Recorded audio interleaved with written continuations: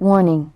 This is a story meant to incite horror and to entertain readers who enjoy stories of this type. Any similarities to real-life events in the story are coincidental and are not meant to be related. The material written below will induce nightmares in some viewers.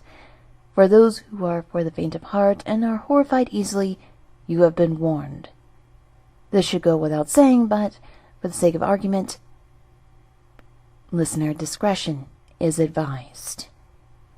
Okay. Take a deep breath, man. Deep breaths. Don't lose your cool. Mom and Daryl are always on you for freaking out about stuff like this. Look, it's just an interview with a mental institution. You need this internship, man. Just relax. Okay, that's better. These thoughts were all too similar to these feelings I expressed in my everyday life. I like to believe that I'm a smart individual. I'm decent looking. I work hard at whatever I do, and I'm nicer than most people. The only problem is that I tend to lose my cool kind of easily. I get flustered and frustrated kind of easily. Right now, I feel more frustrated than the first time I met Mom's new boyfriend, Daryl. He's a decent guy and treats Mom well, but I just don't do well with other people or new experiences. Mom says I'm a little autistic, but she never bothered to have me tested because she never wanted it to frustrate me. I don't believe that bullshit for a second. I'm just not great with new experiences, but this new job could help me get the experience and credits I need to get my bachelor's degree and finally be accepted into medical school. I was supposed to be meeting with Dr. Caston today for an interview today, but I was not sure if he was actually at the institution. His representative at the office told me in an email that my interview was scheduled for today, May 13th, and that I was supposed to be here at 1 p.m. But it didn't seem like there's anyone here today, like anyone. There were no cars in the parking lot except for an old Volkswagen Beetle and a new Honda Civic. I just felt weird coming here at this time today. This was a strange day as well not to be coming in. I did not believe in superstitions or anything like that, but I felt weird coming in on a Friday, and no one was even here, but it wasn't going to stop me from getting the job. I parked my car next to the new Civic and made my way to the institute. I had a bad feeling from the beginning before I even entered the building. There were next to no cars, even though this institute was huge and looked to be pretty new. But that was not going to deter me from landing this job. Greenwood Mental Institution, it read on the sign that was engraved into the overhead wall of the institution above the main entrance. This place already sent chills up my spine, but I was not about to let anything deter me from landing this job. I checked to see if the door was locked, and to my surprise the door opened up. I was a bit concerned, however, when my first glimpse inside this building was a very vacant lobby. Not even a nurse or a secretary at the front to monitor the check-ins. My anxiety was only building up further and further by the vacancy of this building, but I tried my best to stay calm. Deep breath. That was better. Now to try to get someone's attention, I thought. There was a bell placed at the information desk, and I decided to ring. What happened next should have filled any normal person with dread, however.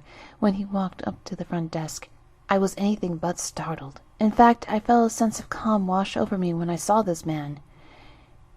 He was a very tall man, rather lanky, yet somehow seemed rather strong. His arms were very long, extending past his waist. His skin was very pale, and his fingers looked like elongated daggers. His nose hooked down almost like a bird's beak. His hair was jet black, and his eyes were a sharp hazel, almost looking like the eyes of a wolf.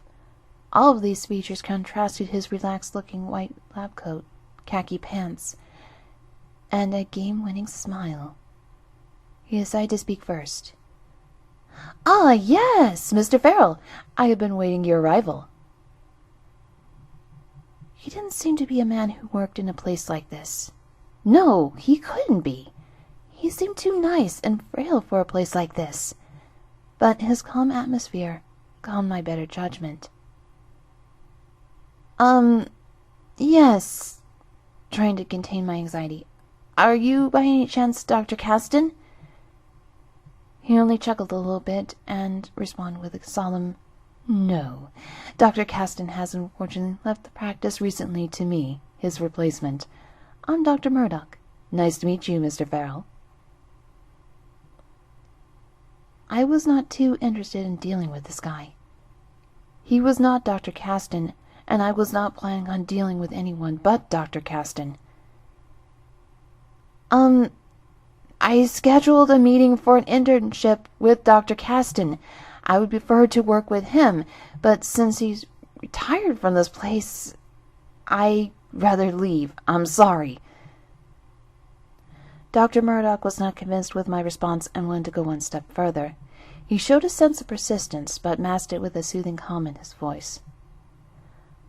"I'm sorry that I'm not the person you wanted to be interviewed by, but if you would like to give me a chance, I'll gladly interview you myself and show you a tour of the facility so you can make your final decision.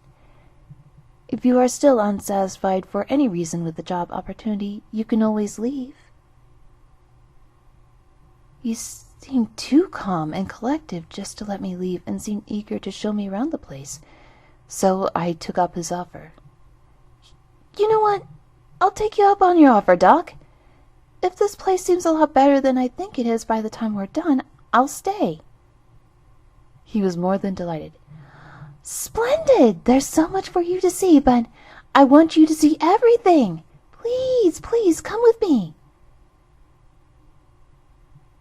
We started our journey by entering into a hallway just beyond the entrance and traveled down the main floor through the rooms. For the most part, they all appeared to be empty. There were almost no signs of life in any of the rooms, no artwork, no flowers, no books, not even a television in any of the rooms.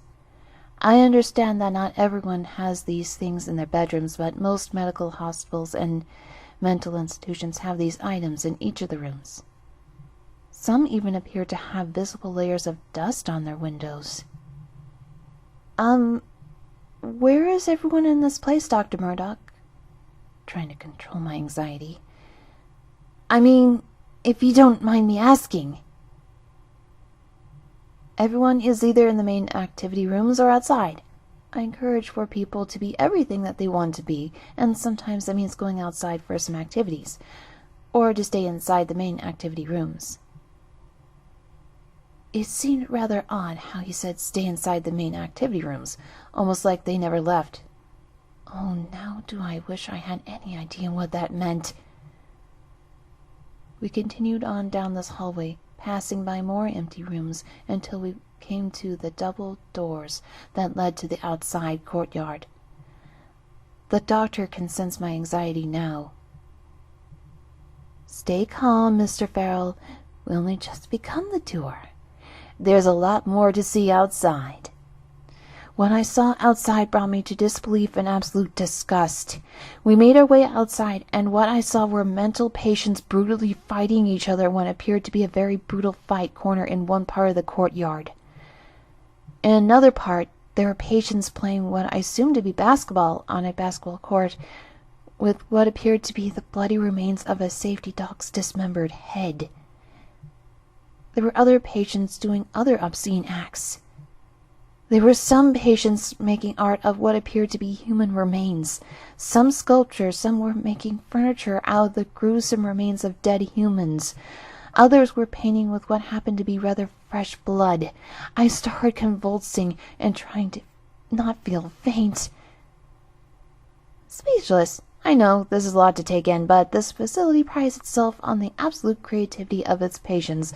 All forms of human creativity and destruction are welcome within the walls of this facility. Nothing is off limits, as long as you are willing to participate.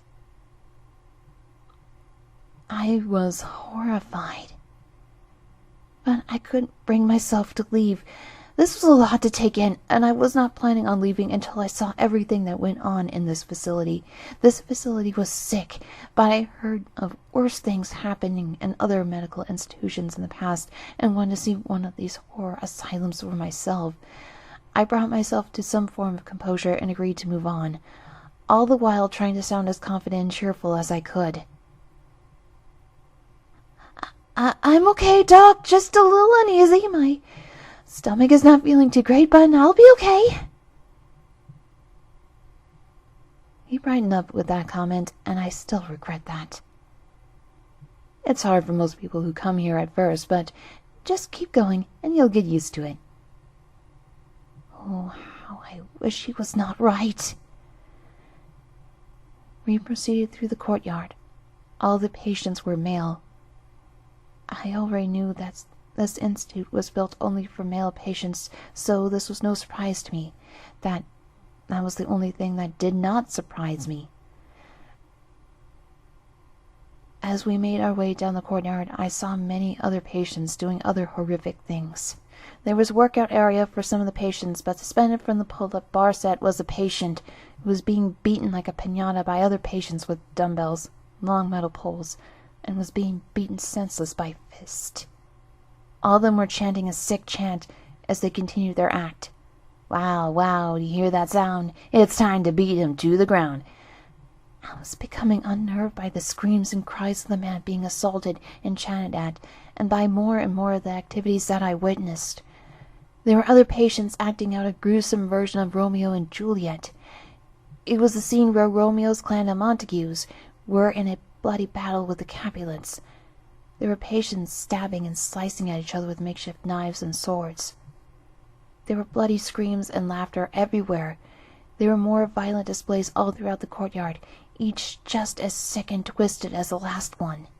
The outside covered by a glass roof, and all the sounds echoed within the outside room. But this tour was only the beginning. We made our way further past the courtyard and headed back inside.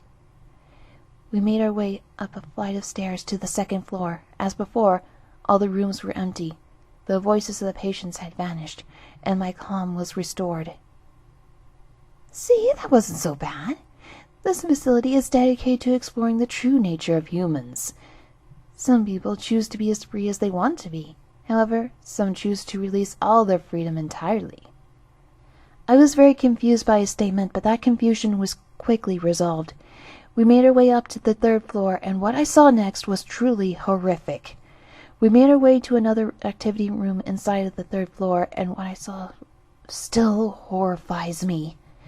Inside the room were men, suspended from the ceiling by ropes, with all their limbs having been gruesomely removed, and nails being inserted into the joints where their limbs used to meet.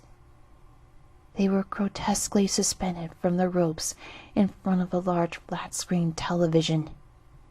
Some were awake and complained about their predicament. Others were asleep, suspended in one place.